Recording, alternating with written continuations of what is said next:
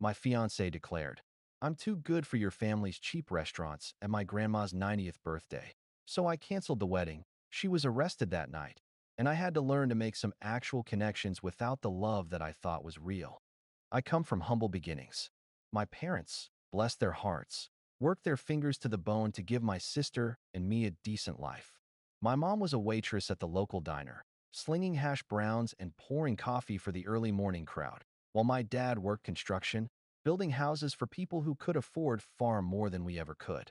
But what they could provide us was amazing, and I would never change it for the world. We didn't have much money, but we had love, laughter, and a strong sense of family.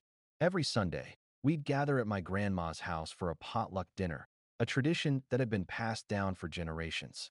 It was a chaotic, boisterous affair, filled with mismatched furniture, hand-me-down dishes, and enough food to feed a small army. You could not have anything any other way. It was who you were. The food wasn't fancy, but it was made with love. Grandma's famous fried chicken, my mom's creamy mashed potatoes, my aunt's questionable ambrosia salad. It was a symphony of comfort food, a reminder of our shared history, our common roots. No matter how far we strayed from those roots, we'd always come back to Grandma's table, to reconnect, to celebrate, and to remember where we came from. As for that part, what we were all about was just what the doctor ordered. It made me excited to see where we were about to go and how we are doing this for everyone. Now, what was this? My name is Mark, I am 35, and I have a good life. I have made sure to follow everything that I could. The only problem was that it all depended and was only a matter of time before it did not matter with the addition of Genevieve, my fiancée. We were good to go and everything was being worked on. Genevieve, on the other hand, came from a different world. She was raised in a wealthy suburb, attended private schools, and spent her summers vacationing in Europe.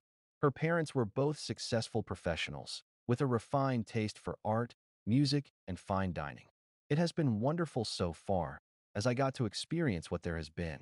When I met her, I was immediately drawn to her sophistication, her intelligence, and her worldly charm.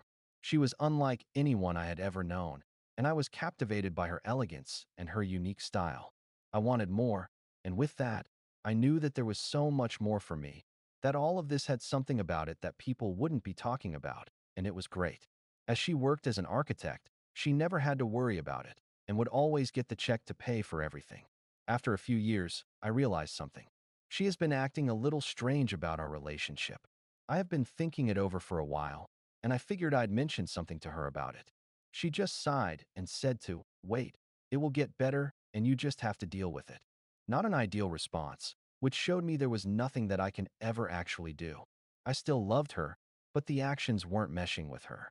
I know it's not the fanciest place, I said, trying to reassure her, but my grandma loves it, and it wouldn't be a real celebration without her favorite dishes. Sarah had said that it was fine, but deep down, her face was telling a whole other story. We can all adjust and relax, she said, and then went to bed.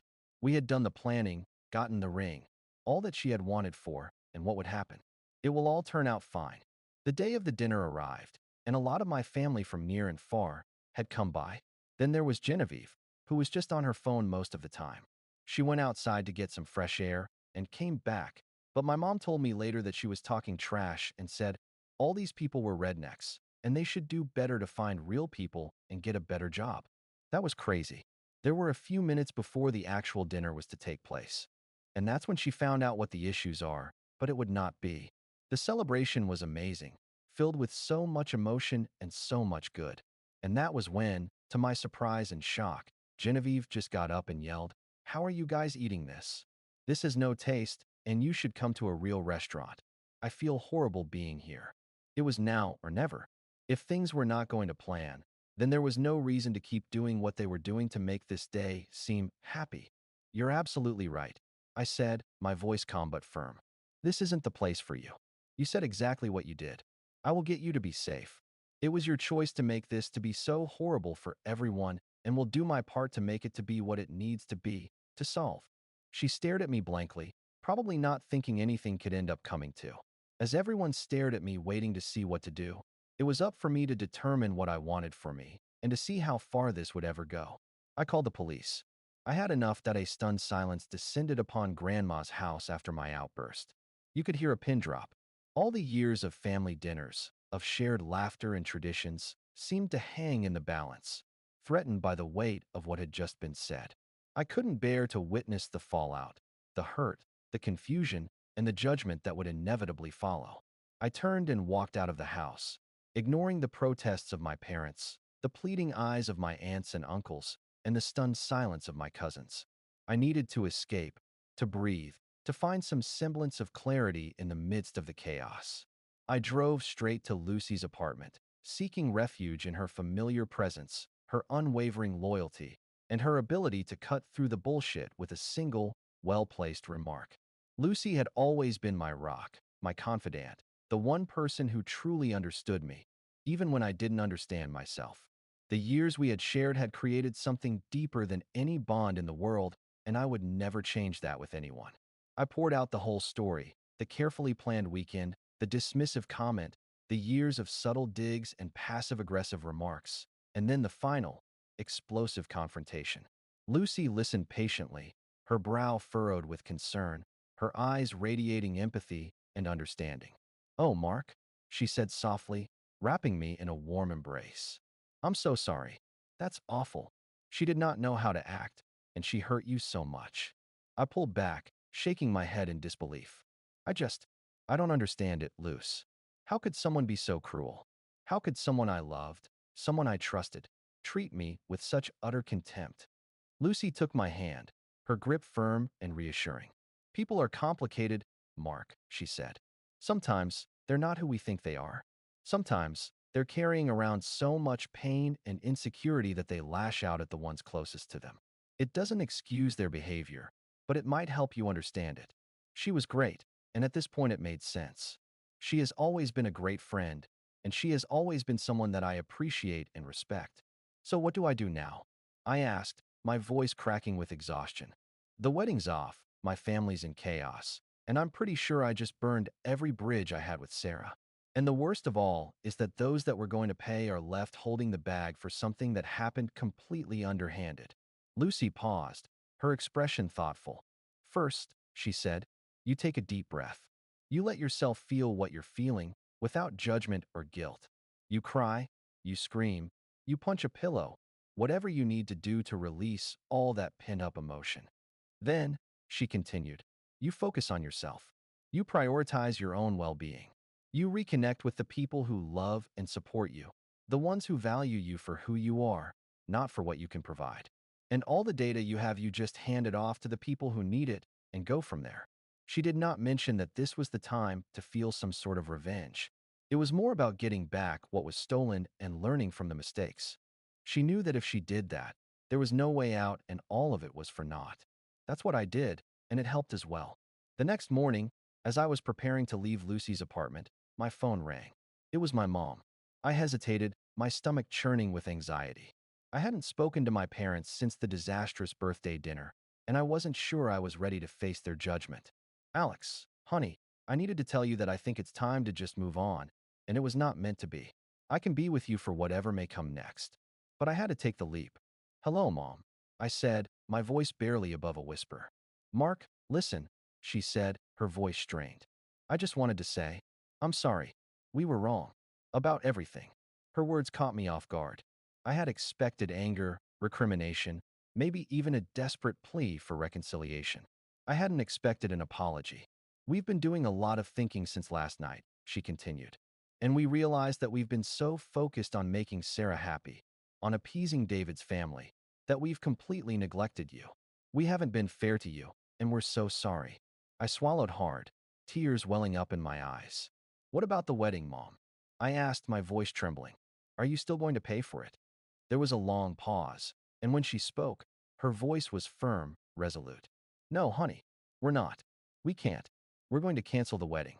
It's not worth sacrificing your future for a party that's built on lies and deception." A wave of relief washed over me, a weight lifting from my shoulders that I hadn't realized I was carrying. Finally, they saw the truth.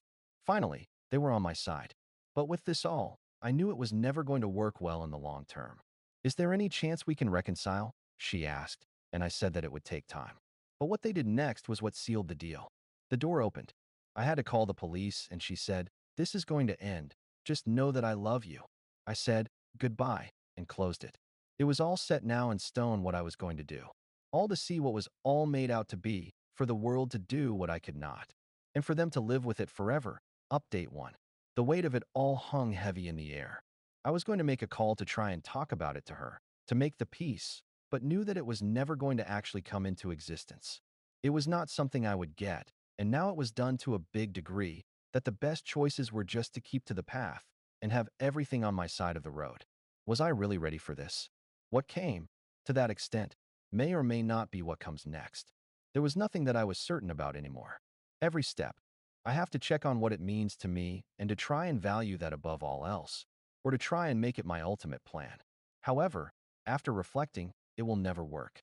She was not going to be nice. And if there was a moment, I could bet that she was going to be so rude and difficult that nothing would ever be easy. What should I do?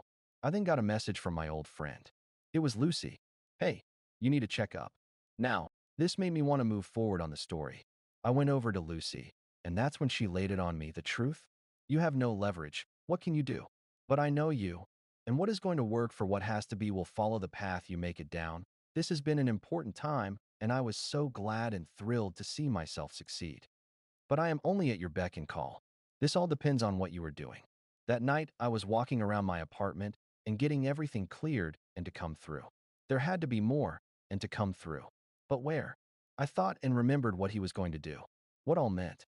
But I wasn't thinking that all what I did. She was working on something. I just needed to look into it. Now what to do? I ran a program to analyze her email, and she had been seen to take my heart for all she could get and to all those that follow. There was the choice I had now, to either let everything fall. But I could not do it. It was not the way and the life that I would take to help her. But what was I going to do? Then an idea occurred that I thought to be so funny. Maybe a bit evil, but had to be there. But here is the prompt. Is that going to do enough? She's not going to care if you turn to her or not. This was when it was all there and had all been made out to dry. But to keep everything going and to see it for all that it could, I needed to press forward and get this done and out of the way. With that great power, I was about to make the right choices. Final update. Lucy's words echoed in my head. What are you going to do? The weight of that question settled heavily on my shoulders, forcing me to confront the reality of my situation. I couldn't stay mired in self-pity, wallowing in betrayal, or fantasizing about revenge. I had to act, to take control of my life, and to create a future that was worthy of my own strength and resilience. But that meant figuring out what was important, but I had to call up the wedding venue. I told them what all was going to happen, and they completely understood, gave it back to me, and wanted to do their part in any way that made sense. The world does work in your favor, and it just takes people around you to help. Next thing I did was to call my friends and to start sharing with them everything that occurred, or at least an overview of all of it. Some wanted me to press charges. Some wanted me to do other things, but in the end I was going to follow my own course. After their thoughts and support were laid out to bear, I hung up. I'm sorry that that happened. Most of them mentioned as they did not know what to say, since I had been talking about it before it was all set to go. How can I help? Was another popular message I had seen. That one meant a lot. All sorts of people had wanted my help. And now the key was to figure out how to help get those to be as what was there and be for myself. With that information, I thought to myself that there was nothing I could have thought of. And yet, as I read the news, with all of their weirdness, I found that she had been arrested. It was not something I wanted, but it was something that was going to come to fruition whether I wanted it or not. At this point, I understood there was nothing to feel but to be. To be, and not to be acted upon. In the end, there was the key and the lock. That for me, in my head, was something that clicked into place, and there was so much that it was all to be had. The news would play it out, and that this will also lead to her becoming a shell and to fade away. In a crazy, horrible move, Luce said, she did not go to jail. I knew that whatever happens, I have to let what comes be. It has to pass. And if it comes to be that everything is fine, that would be ideal, but in my heart, I knew that it would not work. I could not do anything. So what was there to do? Well, that was what there was to it. And to give what all worked out to the best of my ability. There comes a time where you understand why things did not work. What was it that I was supposed to get? What was so good about it? As all the time had passed, it did become evident. To love for myself. what all it meant to see it through. And as the credits roll, know this. It could have been worse, but it could always be better and always has to be something that I can love.